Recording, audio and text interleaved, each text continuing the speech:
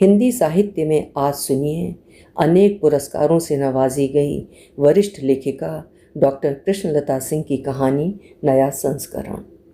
कृष्णलता सिंह जी एक सशक्त लेखिका हैं। अपनी लेखनी से उन्होंने हिंदी साहित्य को समृद्ध किया है और आज भी स्वतंत्र रूप से लेखन कर रही हैं। प्रस्तुत है उनकी कहानी मेरी जुबानी। मैं हूँ सीमा सिंह। स्कूल से आते ही जूही ने अपने दोनों हाथों से अमन की कमर को कसकर जकड़ लिया और उसके सीने में अपना चेहरा छिपा लिया। उसकी धड़कनों की तेज रफ्तार से अमन का कलेजा अज्ञात आशंका से कांप उठा। डरते डरते उसने उसका चेहरा ऊपर उठाया, लेकिन वहाँ तो चेहरे की गुलाबी रंगत में खुशी के अतिरेक का नूर दमक रहा था। सपनीली आंखें मुस्कुराकर कुछ कहना चाहती थीं। उसने राहत की सांस ली और पूछा, क्या बात है लाडो? Mom, today I am very very happy. वो चहक उठी। जरूर टेस्ट में हाईएस्ट नंबर आए होंगे। No mom, guess something great. Hockey team में स्कूल की कैप्टन बन गई होगी। उफ, कुछ और बड़ा सोचिए, उसने ठुनकते हुए कहा। उसकी जकड़न से स्वयं को मुक्त करते हुए उसके दोनों हाथों को अपने हाथों में लेते हुए अमन ने हंसकर कहा, अब मेरे दिमाग का फालूदा मत बना, जल्दी से सस्पेंस की छुट्टी कर और खाना खा, ठंडा हो रहा है। उसने अपने बैग से एक किताब निकाली। किताब के बीच में बड़ी सावधानी से सहेजा हुआ एक कागज़ का पुर्जा निकालकर उसकी हथेली पर जीते हुए मेडल की तरह रख दिया। उसने पढ़ा, माय डियर जूही, ये ड्रेस तुम पर बहुत खिल रही है। बिल्कुल नीले आसमान में तैरता पूर्णिमा का चांद लग रही हो। मैं सच कह रहा हूँ, इस ड्रेस में तुम बहुत खूबसूरत लग रही हो। मेरी खातिर हर शनिवार को यही ड्रेस पहन कर आना। क्या तुम मेरे लिए ऐसा करोगी? तुम्हारा अपना रोहित। इससे पहले कि अमन कुछ कहती, जूही ने ऐलान कर दिया, मॉम, मैं हर शनिवार को यही ड्रेस पहनकर स्कूल जाऊंगी। यानी जूही ने बिना सोचे समझे रोहित का प्रस्ताव मान लिया। ये सोचकर उसका चेहरा जर्द पड़ गया। हथेली पर रखा वो कागज़ का पुर्जा अंगारे की तरह दहकने लगा। ऐसा लगा जैसे उसका अपना ही अतीत फिर से जिंदा हो गया है। वो महासंग्राम जो वो हार चुकी है, एक बार फिर उसे लहूलुहान करने जूही और रोहित के रूप में आ खड़ा हुआ है। एकाएक पुराने जख्मों के टाके टूटने लगे। जख्मों की चीड़ मन को चीर गई। समर ने भी कुछ ऐसा ही उसके लिए लिखा था, बस कहने का अंदाज अलग था, पर आशय यही था। तुमने नीली सलवार पर पीला कुर्ता क्यों पहन लिया? नीला कुर्ता पहनती तो ऐसा लगता जैसे नीले आसमान में पूर्णों का चांद उतर आया है।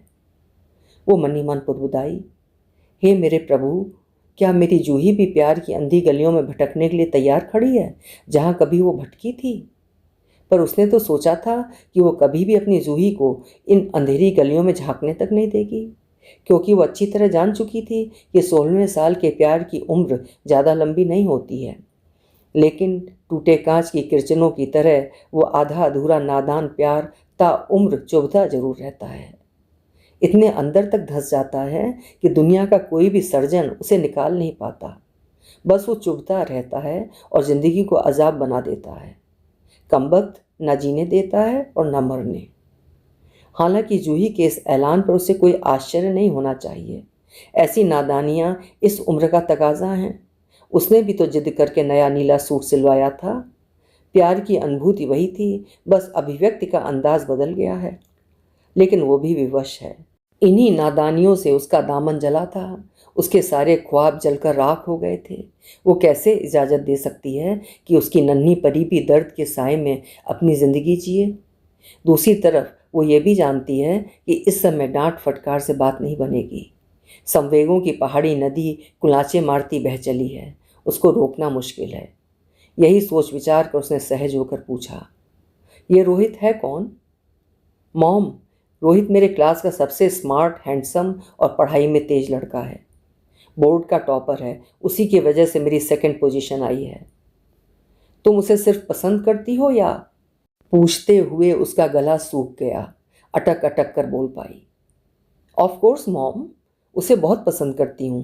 पहली बार जब उसे देखा था तभी से उसे पसंद करने लगी थी। वो गाता बड़ा सुरीला है। जब वो स्टेज पर गाता है तो पिन ड्रॉप साइलेंस हो जाती है।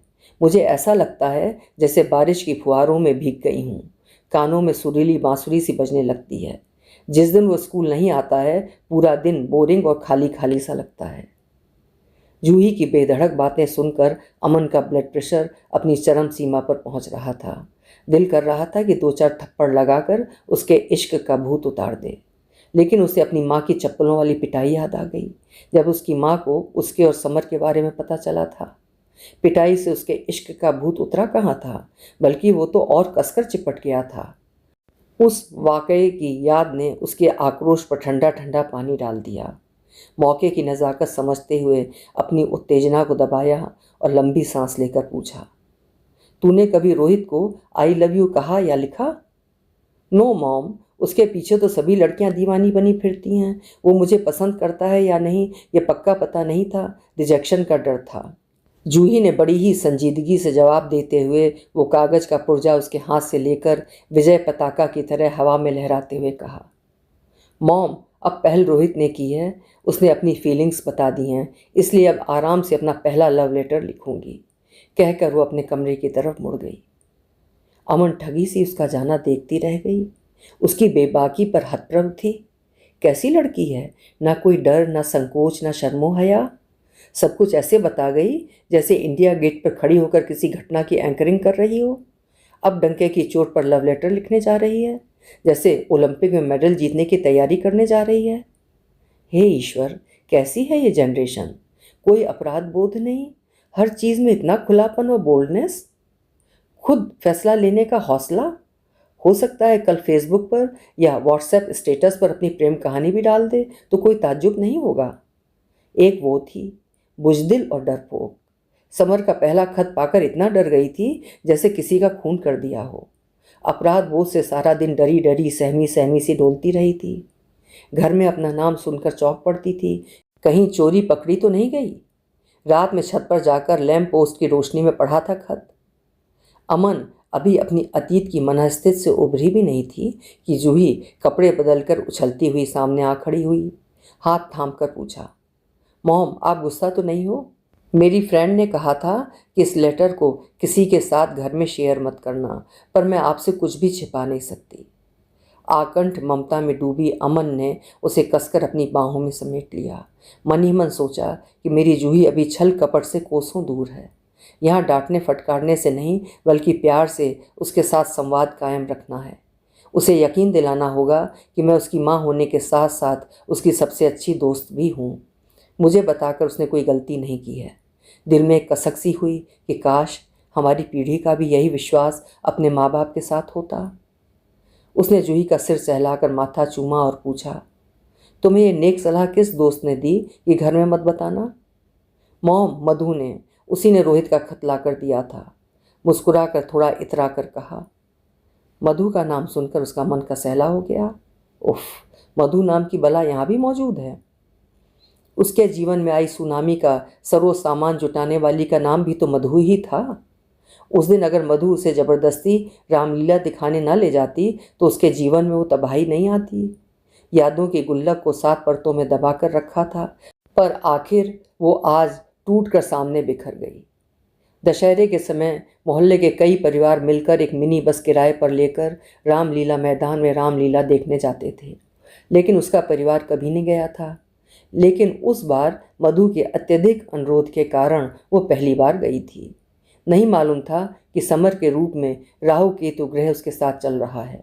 उत्साहित मधु ने समर से परिचय कराते हुए कहा था, अमन, ये मेरे भाई समर हैं, मेरे अमरोहा वाले मामा के बेटे, आज शाम को ही आए हैं। नमस्ते में हाथ जोड़ गए थे। समर ने कुछ ऐसी स्निग्ध दृष्टि से उसे देखा था कि वो शर्म से गुलनार होकर अपनी चुन्नी उंगलियों में लपेटने लगी थी। उसकी जलती आंखों की आंच वो पूरे समय अपने बदन पर महसूस करती रही। उस दिन रामलीला के मंच पर किस दृश्य का मंचन हुआ उससे बेखबर वो बस छुप छुप कर उसे ही देखे जा रही थी। वो भी शायद यही कर रहा था। कई बार दोनों की नज़रें आपस में टकराईं। एक दूसरे की चोरी पकड़कर दोनों मुस्कुरा दिए थे। अजीब सा मीठा मीठा नशा उस पर सवार हो गया। कई दिनों तक इसी नशे में डूबी रही। शायद इसी को प्रथम दृष्टि का प्रेम कहते हैं। मधु से ही बाद में पता चला था कि समर यहीं हॉस्टल में रहकर पढ़ाई कर रहा है। सप्ताहांत अथवा छुट्टी के दिन यदा कदा मधु के घर आ जाता है। मधु और अमन एक ही बिल्डिंग में आमने सामने रहती थीं, इतने करीब कि एक दूसरे के घर के प्रेशर कुकर की सीटियों की आवाज़ों से ही पता चल जाता था कि किसके घर मूंग की दाल बन रही है और किसके घर राजमा या छोले पक रहे हैं। मधु के घर की बालकनी से अमन के घर का नज़ारा साफ दिखाई देता था। इस मुलाकात के बाद समर अपने आने की खबर जोर से आवाज़ लगाकर देता था। बुआ जी, आप कहाँ हो? अमन को उसके आने का बेसब्री से इंतज़ार रहता। उसके कान शनिवार से मधु के घर की तरफ ही लगे रहते। उसकी आवाज़ सुनते ही वो दौड़ी दौड़ी बालकनी में आ जाती। कई बार वो कुछ खाता नजर आता, कभी कुर्सी पर बैठकर किताब पढ़ने का नाटक करता, पर उसके कान और आंख अमन की बालकनी की तरफ ही लगे रहते। सबकी निगाहें बचाकर एक दूसरे की एक झलक पाने की कोशिश में उनके घंटों बीत जाते थे। सर्दियों में वो दोपहर में छत पर आ जाता, तब वो जोर की आवाज़ लगाता, बुआ जी मैं छत पर जा रहा हूँ। वो भी कपड़े फैलाने के बहाने छत पर पहुँच जाती। एक ही कपड़े को बार बार निचोड़ती और झटकती रहती। उसके घर की छत और मधु के घर की छत के बीच 4 फीट ऊंची दीवार थी। नीचे की मंजिलों में रहने वाले अन्य लोग भी धूप सेकने आ जाते थे। दोनों अपनी अपनी तरफ की दीवारों के किनारे किनारे धीरे धीरे टहलते रहते। मौका मिलते ही ठहर कर 2-4 बातें कर लेते थे। यही बातें उनके पूरे दिन की उपलब्धि होती थी। जमा पूंजी की तरह वो उन्हें मन की तिजोरी में बंद कर लेते थे, फिर सोते जागते उन्हीं बातों को याद करते हुए बेवजह मुस्कुराते रहते थे। किसी रेस्टोरेंट में जाना, साथ साथ पिक्चर देखना या किसी पार्क में हाथों में हाथ डालकर घूमना उन दिनों उनके लिए आकाश कुसुम तोड़ने जैसा असंभव काम था। हाय, कोई देख लेगा तो क्या होगा कि तलवार उनके सिर पर हमेशा लटकी रहती थी। अपनी छोटी छोटी ख्वाहिशों का इजहार वो अपने खतों में ही करते थे। पत्रवाहक की जिम्मेदारी मधु बड़ी सतर्कता से निभाती थी। समर के नीले रंग के लेटर पैड पर लिखे खतों से सोए अरमान जाग जाते थे। समर की ख्वाहिश पर ही उसने जिद करके नीला सूट सिलवाया था। सलमे सितारे वाला दुपट्टा भी बन गया था। सूट पहनकर उसे दिखाने का बड़ी बेसब्री से इंतज़ार किया था। उसकी आवाज़ सुनकर सब काम छोड़कर नीला सूट पहना था। बाल सुखाने के बहाने काफ़ी देर तक बालकनी में खड़ी रही थी। समर ने भी मुस्कुराकर प्रशंसा के अंदाज में अंगूठा दिखा दिया था। मिस वर्ल्ड का खिताब जीतने की खुशी महसूस हुई थी। छत पर आने का इशारा किया था। इत्तेफाक से छत पर कोई नहीं था। इतनी कड़ी धूप में कौन छत पर जलने जाता, लेकिन उन्हें वो धूप भी चांदनी की तरह प्यारी लग रही थी। उस दिन समर ने कविता सुनाई थी। मधु की मम्मी अमन के स्कूल में पढ़ाती थी। कभी कभी पढ़ाई में मुश्किल आने पर उनके पास पूछने आ जाती थी। उन्हें अपना पड़ोसी धर्म निभाना पड़ता था। खत में समर ने लिखा था कि जब मैं आता हूँ तब तुम बुआ जी से पढ़ने ज़रूर आना और उनसे अंग्रेजी की कोई पोयम का अर्थ पूछना। उसने ऐसा ही किया था। अंग्रेजी की पोयम देखते ही बुआ जी ने जो कहा था उसे आज भी याद है। समर, तू तो अंग्रेजी साहित्य में ऑनर्स कर रहा है, तू ही इसे समझा दे, बहुत काम पड़ा है, मैं छत पर कपड़े फैलाने जा रही हूँ। वो शरारती मुस्कुराहट से उसे कविता समझाने लगा था। वो ना समझने का नाटक करती रही। उसके करीब बैठने का सुख भला कैसे छोड़ती। उसकी सांसों की गर्मी से उसका तन मन पिघला जा रहा था। वो दोनों एकटक एक दूसरे को देखते रहे। उसके सम्मोहन का नशा मैम की तुर्श आवाज़ से टूटा था। अमन, तेरी माँ कब से आवाज़ दिए जा रही है, चल भाग यहाँ से। शायद मैम ने कुछ सूंघ लिया था। उसके खतों को पढ़ने के लिए इंतज़ार करना पड़ता था। सबके सोने पर छत पर जाती, लैम्प पोस्ट की रोशनी में कॉपी के बीच रखकर खत पढ़ती। धुकधुकी लगी रहती थी, कहीं कोई आकर पकड़ न ले। छोटे से घर में एकांत नहीं था। अमन का परिवार पाकिस्तान में अपना सब कुछ छोड़कर आया था। शरणार्थी शिविर से अब तक के सफ़र में एक दुकान और एक कमरे का घर जुट पाया था। मधु समर के खतों को लाती, वो पूजा के फूल की तरह सहेज कर रख लेती। गलती से ज़मीन पर गिर जाने पर 10 बार माथे पर लगाती। प्यार के सफ़र पर चलते चलते 2 साल बीत गए। सफ़र इतना उन्मादक था कि उसने मंजिल के बारे में कुछ सोचा ही नहीं। स्कूल से कॉलेज में आ गई थी। एक दिन हड़बड़ाई मधु उसे बुलाने आई। जल्दी चल, भाई साहब को तुझसे कोई ज़रूरी काम है। मम्मी, मैं शालू के घर अपनी किताब लेने जा रही हूँ। कितनी आसानी से माँ से झूठ बोलकर मधु के घर आ गई थी। इतनी जल्दी इतना सटीक बहाना उसने कैसे बना लिया था, उसे खुद आश्चर्य हुआ था। शायद ये प्यार का कमाल था। समर के लिए तो वो कुछ भी कर सकती थी। मधु चौकीदार का दायित्व निभाने के लिए जीने में खड़ी रही थी। समर घर में अकेला था। यह जानकर उसका दिल जोर जोर से धड़क रहा था। समर ने बिना किसी भूमिका के कहा था, अमन, तुम मेरा पहला प्यार हो, मेरी आत्मा हो, क्या तुम मेरी जीवन संगनी बनोगी? उन्माद में डूबी वो एक शब्द भी नहीं बोल पाई थी। समर ने फिर पूछा, क्या तुम मुझसे शादी करोगी? उसे लगा जैसे वो कोई ख्वाब देख रही है। एक पल के लिए निशब्द, संज्ञा शून्य सी एकटक फर्श निहारती रही। समर ने फिर कहा, अमन, मैं जानता हूँ कि हम सजातीय नहीं हैं, यही चिंता तुम्हें आगे बढ़ने से रोक रही है। अभी तक अमन के मन में ऐसा कोई ख्याल भी नहीं आया था। वो तो प्यार के उन्माद ने उसे गूंगा बहरा बना दिया था। उसकी चुप्पी को समर समझ नहीं पाया था। उसने जो कहा था, आज 20 बरस बाद भी एक एक शब्द अक्षरशः अमन को याद है। तुम हाँ कहो, मैं जमाने से लड़ जाऊंगा, घर वाले नहीं मानेंगे तो कोर्ट मैरिज कर लूँगा। सहज विश्वास कर लिया था उन शब्दों पर। मन में अपने ऊपर गरूर आ गया था कि मैं किसी के लिए इतनी खास हूँ, वो मेरे लिए जमाने से लड़ने को तैयार है। उस समय बुद्धि से नहीं, दिल से सोचा था।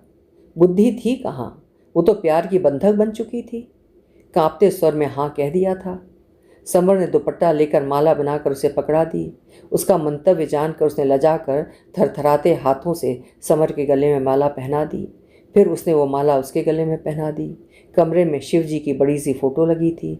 समर ने एकाएक उसका हाथ पकड़ा और बोला था, शिव जी को साक्षी मानकर हम दोनों ने गंधर्व विवाह कर लिया है। आओ अब कसम खाते हैं कि मरते दम तक एक दूसरे का साथ नहीं छोड़ेंगे। भावातिरेक से उसकी आंखों से आंसू झरने लगे। उसने आगे बढ़कर उसके आंसू पोंछे और गले लगा लिया। प्यार के प्रथम स्पर्श के उन्माद में डूब गई। तभी मधु के खांसने की आवाज़ आई। मैम के आने का सिग्नल था। वो ऊपर वाली सीढ़ियों में जाकर खड़ी हो गई। कमबख्त बेकाबू धड़कनें थमने का नाम नहीं ले रही थीं। मधु का दूसरा सिग्नल आया, मम्मी आप थोड़ी देर लेटी रहो, मैं चाय बनाकर लाती हूँ। समझ गई मैम कमरे के अंदर हैं। वो भागकर अपने घर आ गई थी। महीनों सालों वो कालिदास की शकुंतला की तरह समर की विवाहिता होने का भ्रम पाले रही। सबसे छुप छुप कर करवा चौथ का व्रत रखती रही। उसकी बालकनी की तरफ देखकर पानी पीती रही। लेकिन इस सब का अंजाम क्या हुआ? समर का खत उसकी भाभी के हाथ लग गया था। उसके गंधर्व विवाह की बात घर वालों को पता चल गई। वो सबकी डांट, फटकार, भर्त्सना और पिटाई की पात्रा बनी।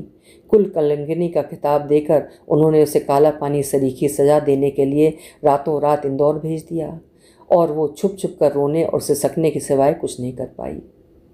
3 साल बाद जब वो लौटी तब तक समर उसकी पहुंच से बहुत दूर जा चुका था। जन्म जन्मांतर तक साथ चलने की कसम खाने वाले ने उसे अंगारों पर चलने के लिए छोड़कर खुद अपनी दूसरी दुनिया बसा ली थी। अपने कंफर्ट जोन में रहने के लिए कितनी आसानी से सजातीय लड़की से विवाह कर लिया था। वो उसका इंतज़ार न कर सका। भाई ने उसका रिश्ता भी तय कर दिया था। विवाह के लिए इनकार करने की ना कोई वजह और ना कोई विकल्प उसके पास था। जिस खूंटे से बांध दिया उससे बंध गई, लेकिन खूंटे से प्यार नहीं कर पाई। बीच में खंडित प्रेम आकर खड़ा हो जाता था। इसके लिए अपराधग्रस्त रही।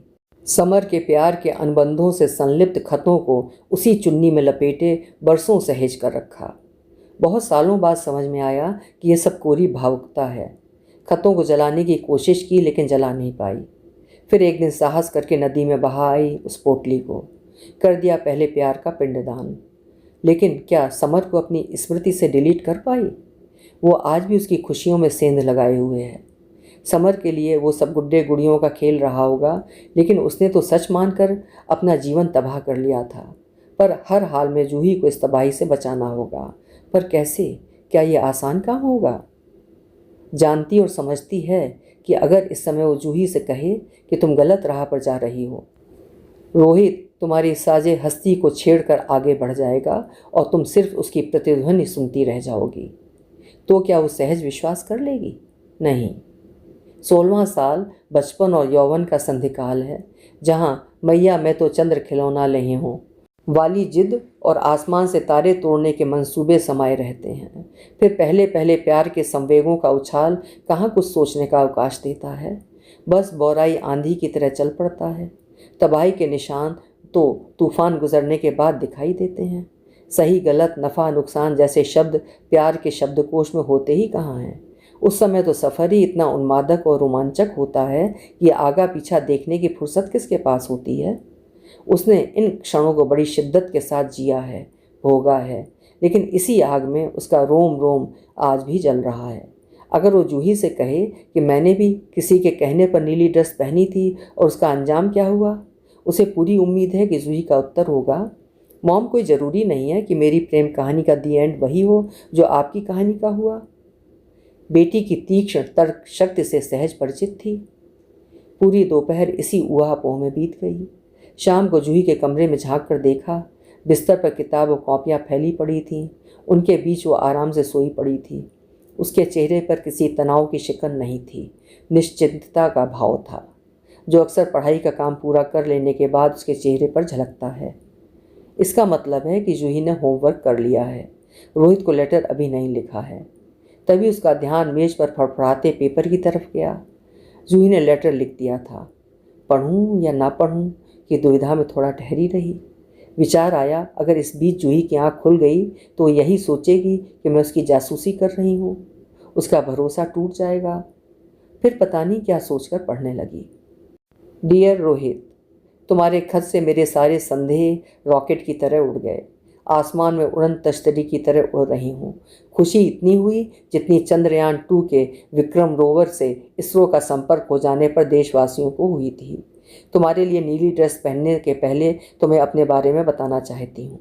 मैं अपने मम्मी पापा के साथ रहती हूँ। मेरा सपना है कि मैं अंतरिक्ष वैज्ञानिक बनूँ, कल्पना चावला की तरह एक दिन अंतरिक्ष में जाऊँ। तुम्हारा सपना क्या है जानना चाहती हूँ। हमारी दोस्ती हमारे सपनों के बीच नहीं आएगी, ये वायदा करना पड़ेगा। मैंने तुम्हारा लेटर मम्मी को दिखा दिया। उन्होंने मुझे डांटा या मारा नहीं जैसा मधु ने कहा था, बल्कि प्यार किया। तुम भी अपनी मम्मी को मेरा खत जरूर दिखा देना। दोनों मॉम में दोस्ती होना ज़रूरी है।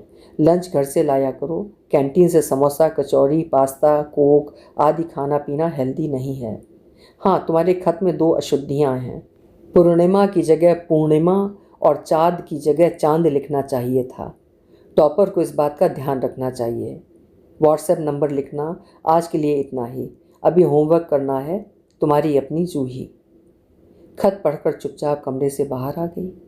उसे लगा आजकल के बच्चे पुरानी पीढ़ी से अलग अधिक व्यवहारिक और समझदार हैं। तमाम चिंताओं और किंतु परंतु को पीछे ढकेलती एक रोशनी से उगती उसे नजर आई। संतुष्टि की एक लंबी सांस ली। बेटी के प्रति गर्वानुभूत से आंखें छलक पड़ीं। वो बेटी का मनपसंद चॉकलेट शेक बनाने के लिए किचन की तरफ चल दी। अभी आप सुन रहे थे डॉक्टर कृष्णलता सिंह की लिखी हुई कहानी नया संस्करण। जीवन और प्रेम के प्रति बेबाक और व्यवहारिक अप्रोच रखने वाली नई पीढ़ी की ये कहानी आपको ज़रूर पसंद आई होगी। पसंद आई है तो कहानी को लाइक और हाइप ज़रूर करिएगा। हाइप यूट्यूब का एक नया फीचर है। कमेंट सेक्शन के दाहिनी साइड में आपको डॉट्स दिखाई देंगे। उस डॉट को टैप करने पर आपको हाइप का फीचर दिखाई देगा। कृपया हाइप ज़रूर करिएगा। धन्यवाद। कल फिर मिलेंगे। आपका समय शुभ हो।